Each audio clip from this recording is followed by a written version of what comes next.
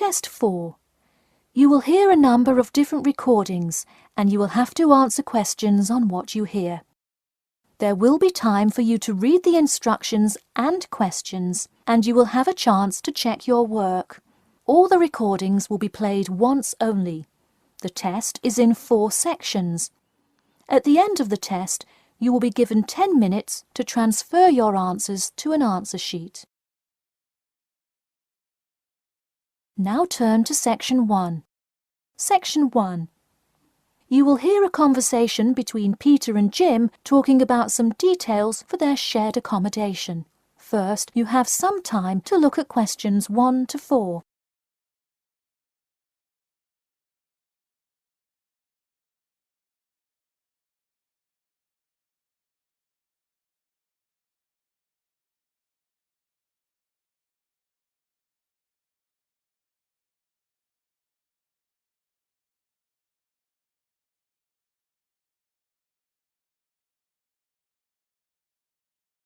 You will see that there is an example which has been done for you.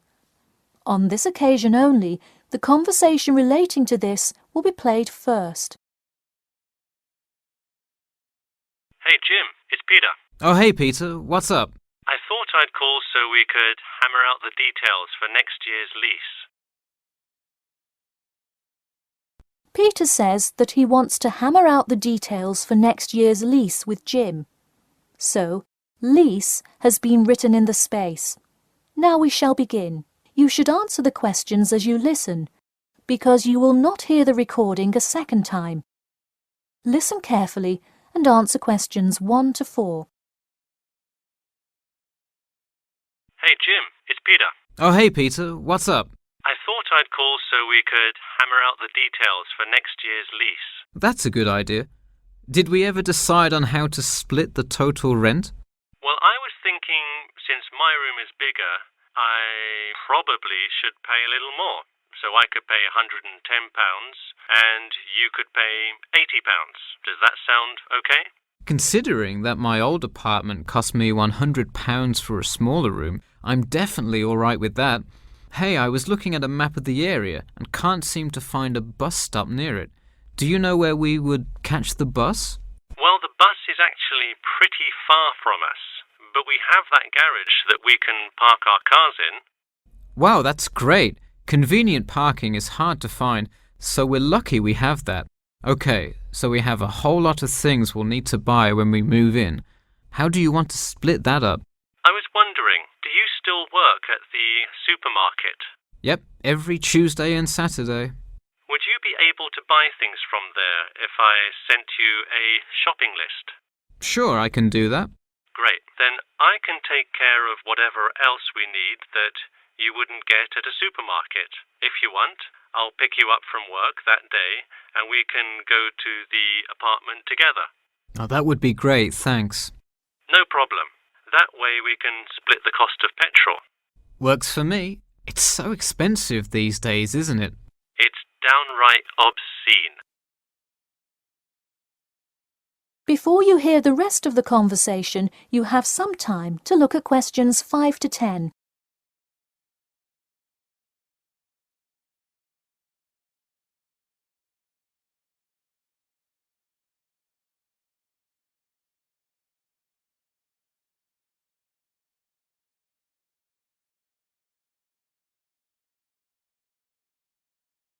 Now listen and answer questions 5 to 10.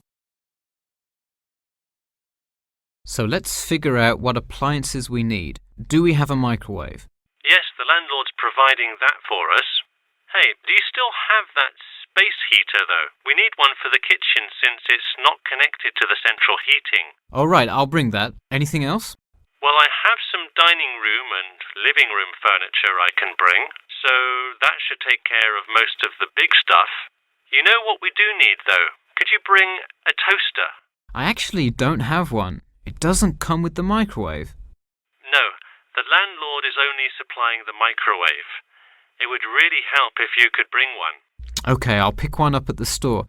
You know, I also have this cool antique rotary phone that would be a cool addition to the apartment, sort of as decoration and utility. Oh, cool. The only thing is, we'd have to put it in the kitchen unless you want it in your room. Why not put it in the living room? The living room's too loud to have a phone conversation. The noise sort of carries, so if one person is trying to watch TV or have friends over, the person on the phone won't be able to hear. Okay, well I guess kitchen it is then. Any other big things we need? That seems like everything. That's all I can think of. And of course, move-in is June the 1st.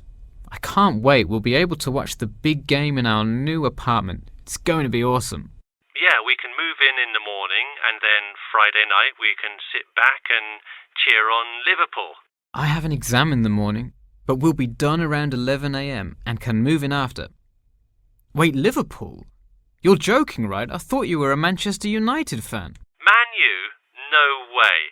Liverpool all the way. Oh no, I don't know if I can live with a Liverpool fan. That is the end of section 1. You now have half a minute to check your answers.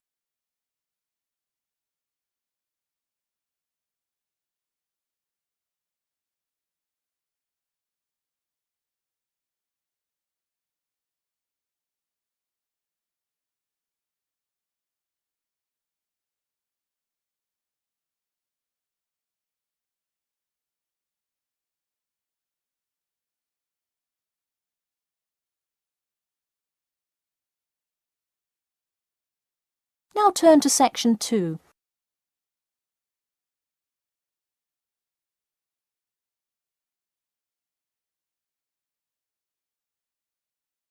Section 2.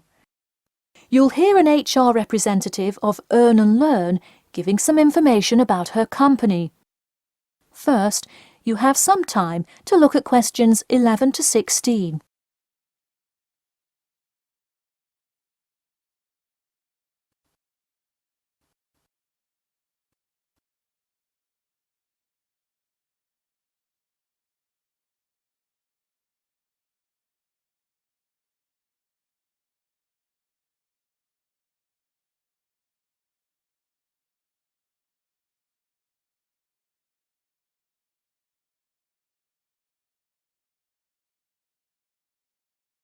Now listen carefully and answer questions 11 to 16.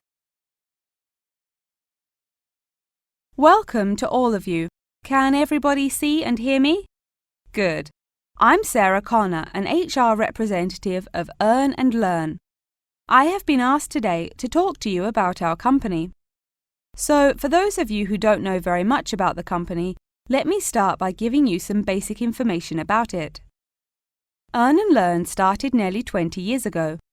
It is not a charity but a for-profit company that enables promising entrepreneurs to make money while travelling. During the past 10 years, it has grown rapidly and has gained great influence in most countries of the world. We have a partnership with the school and take a large number of recent graduates from the business school. So, if you are a recent graduate, I'd say you can consider applying to our company. Before your application, you might be curious about what sort of places you could go to. There are 4 main locations, but you also have the freedom to submit a different location, and if they can make the necessary arrangements, you can go. The first country Earn and Learn established locations was the US, where you may choose from multiple locations, as long as you can commit to their more rigid schedule of August to December. Also, you could do the Australia internship. That one is really cool. You work at a wildlife shelter and learn about the business practices of non-profit organisations. You do have to be willing to commit 8 months for that one, though. Perhaps that's a long time to be so far away, but I would say it is really an amazing opportunity. I don't know whether some of you are in decent physical shape. If so, the South Africa internship is another exciting one. You learn a lot about sustainable farming, but you would be doing some of the manual labour involved in maintaining a farm. Indeed, it's hard work, but I think you would definitely be able to do it. It may be wise to wait until after their summer is over, so it's not so terribly hot. In addition, There is a most recently established location in India. This one gives you more of a study abroad feel, given that they arrange a host family for you to stay with. In the other locations, you live in an apartment with other interns, so this is definitely a unique experience. Before you hear the rest of the talk, you have some time to look at questions 17 to 20.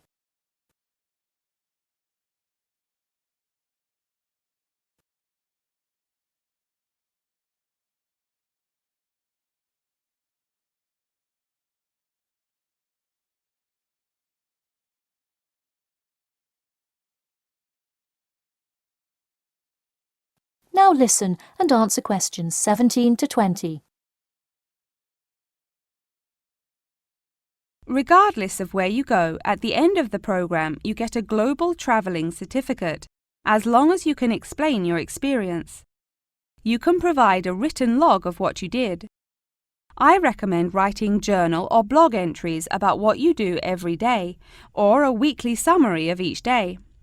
Of course, you don't have to write up a formal report or anything like that, and you need to apply for it once you have returned. Some students may want to know whether this is a paid internship. Actually, you have to pay for the flight there yourself. But you have the opportunity to create your own small business, which could earn you money if it's successful. So basically, you pay for it all up front, but when you're there, you can find ways to make money.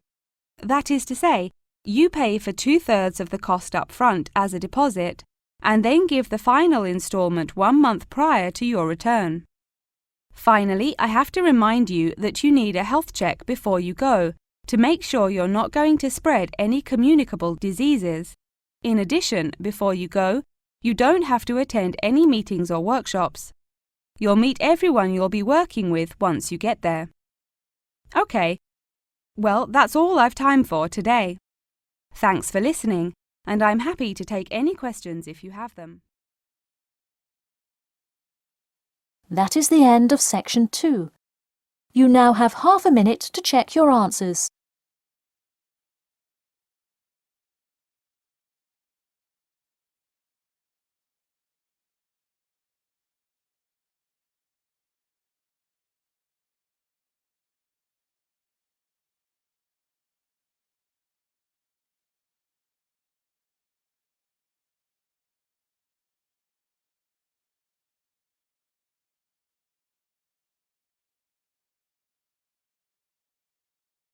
Now turn to section 3.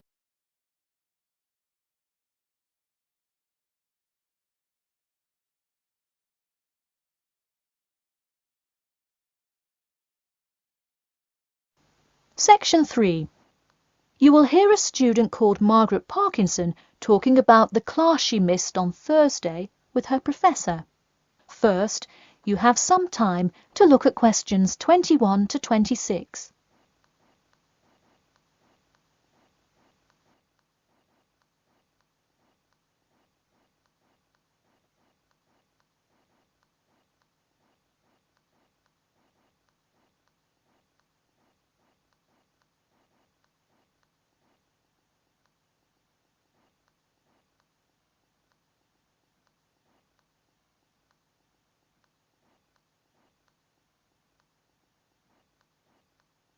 Now, listen carefully and answer questions 21 to 26.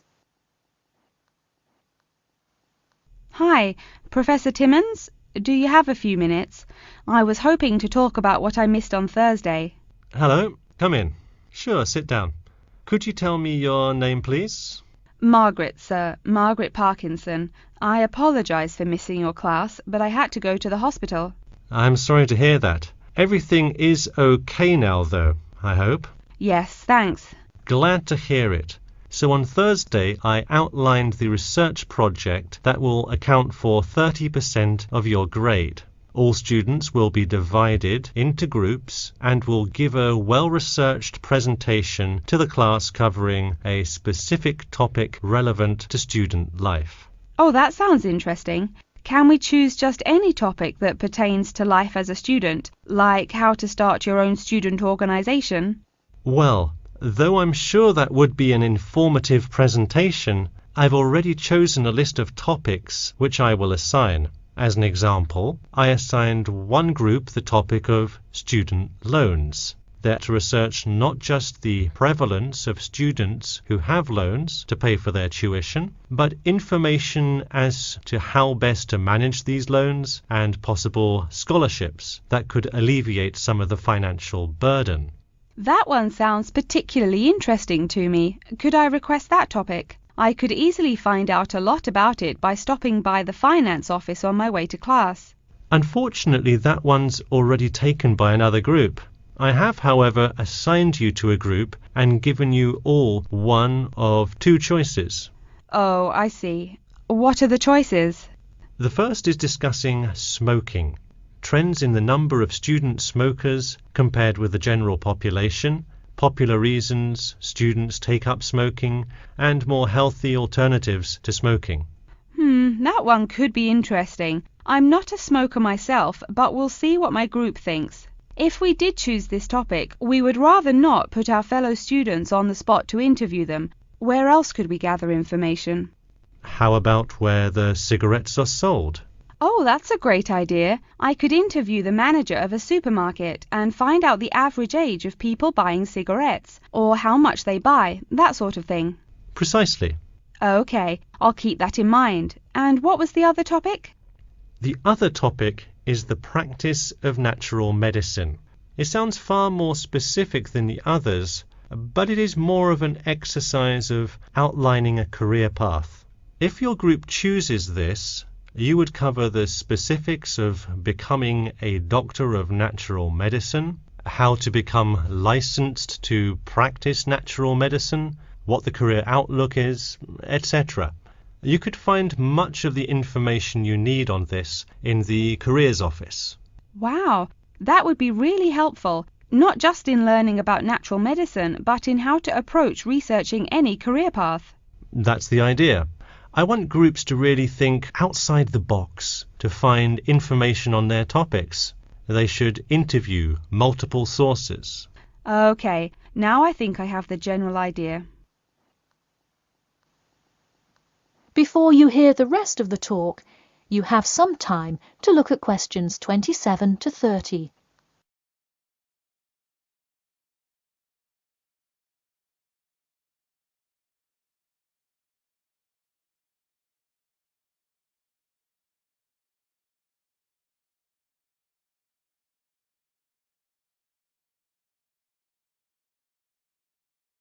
Now, listen carefully and answer questions 27 to 30.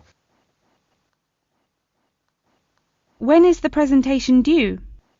I expect each group to send me an email attachment of the plan ahead of time by October 10th, so that I can ensure that you are on the right track. Oh, that's actually really reassuring. I would hate to spend so much time on a presentation only to find we had taken it in the wrong direction. So when is the presentation? I let groups choose from the list of time slots I have between November 1st and November 5th.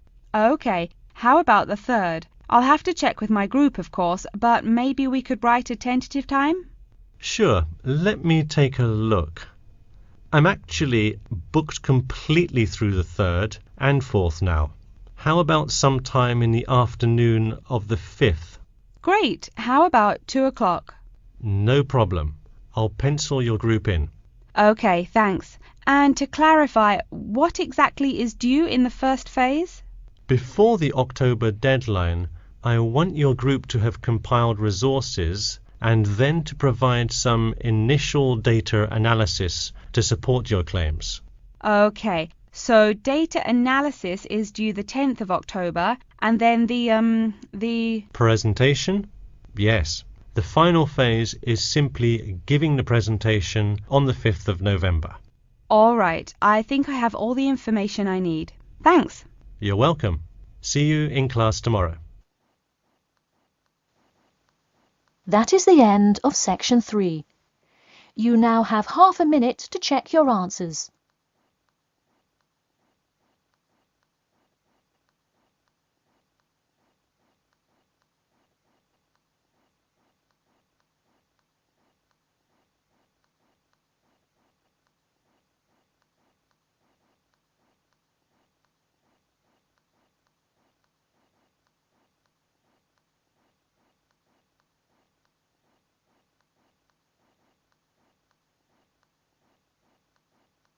now turn to section 4.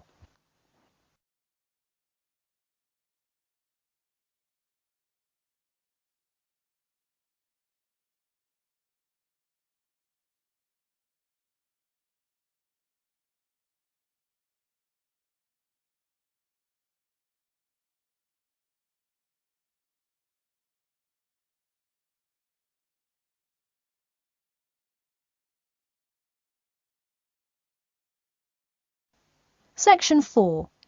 You will hear an introduction about an eco-friendly building called the Gherkin. First, you have some time to look at questions 31 to 40.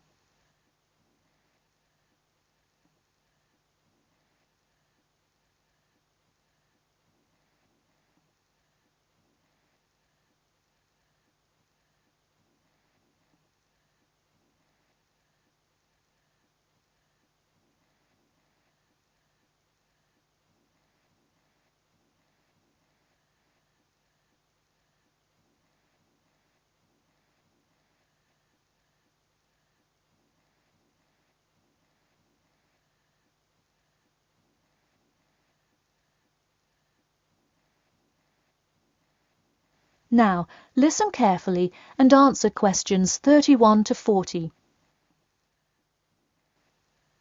Today, I'd like to tell you about how UK architects are playing their part to address the issue of global warming.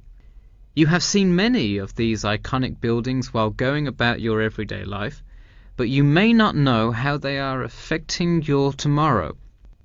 In 2003, construction was completed on the famous Swiss rebuilding, or more informally called the Gherkin, a true masterpiece commissioned by the law offices of Foster and Partners.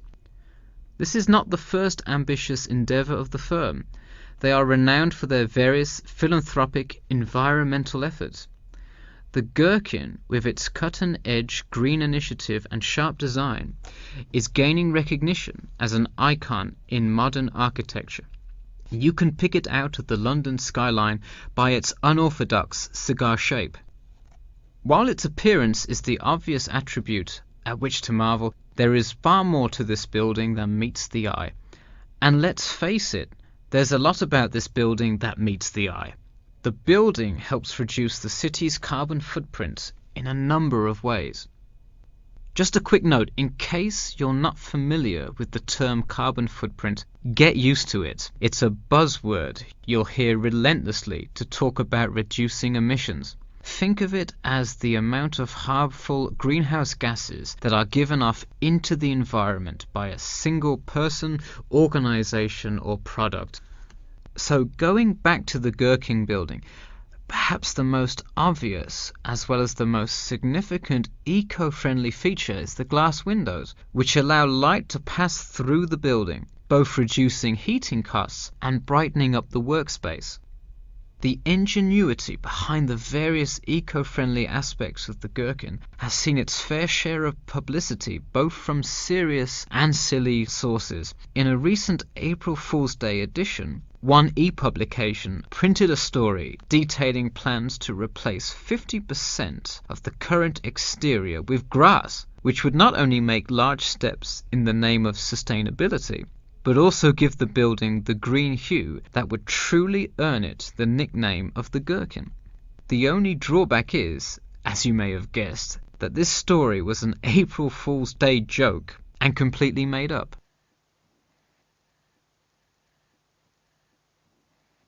In all seriousness though, the building is setting a new standard of design that other architects and city planners just cannot ignore.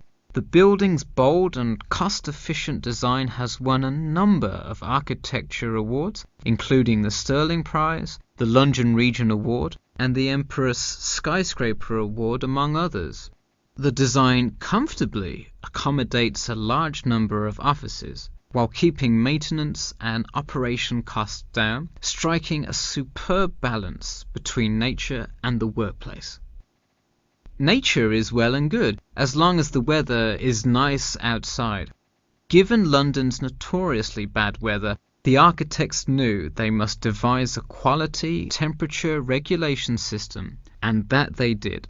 a special system designed to reduce the building's reliance on air conditioning was devised that cuts consumption in half compared to standard office buildings. There are atria that link each floor vertically to one another, forming spiraling spaces up the entire building. They serve not just as social common spaces, but also act as the building's lungs, distributing clean air from the opening panels in the facade through the entire building. The building isn't all business though. It has its fair share of fun as well. At the very top, a club room offers a picturesque entertainment spot for company functions, private parties, etc., with a breathtaking panoramic view of the city. The creation of such an innovative structure has many wondering what the future of urban planning and architecture may be. Well, if the other projects currently commissioned by Foster & Partners are any indication, the entire city constructed with similarly eco-friendly buildings is not far in the distance. The Masdar City development aims to create a desert city that produces zero waste and removes as much carbon dioxide from the atmosphere as it puts in, a huge feat in protecting our Earth. The Gherkin is a truly impressive feat, yet it is not the only one worth noting.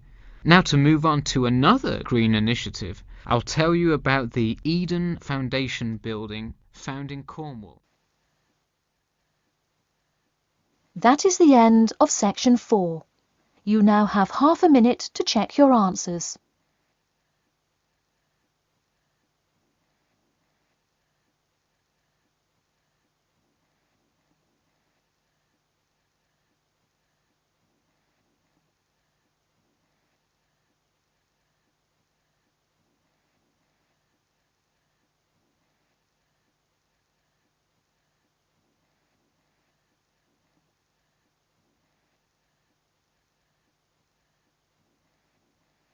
That is the end of the listening test. In the IELTS test, you will now have 10 minutes to transfer your answers to an answer sheet.